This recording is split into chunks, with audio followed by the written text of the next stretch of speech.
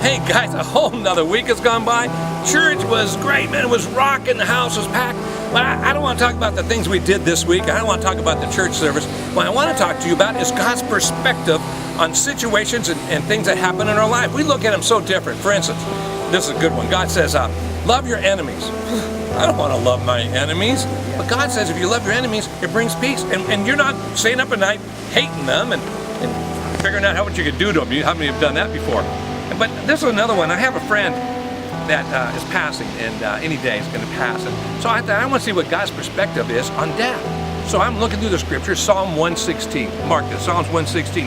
He said, it is pleasant in the sight of the Lord when a saint falls asleep. King James says, when a saint falls asleep, or dies.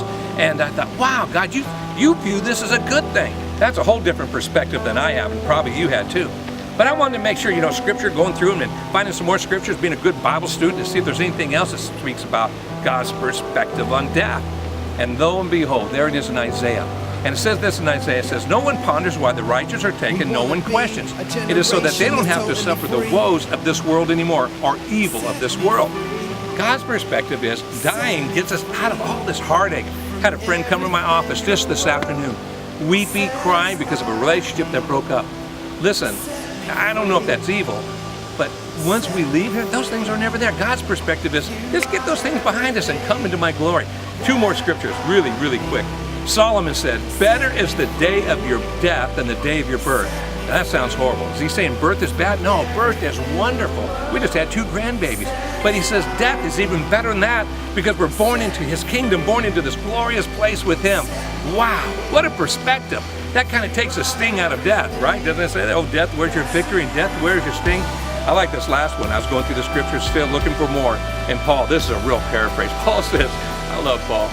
I love this Paul too, but I love that Paul in the Bible.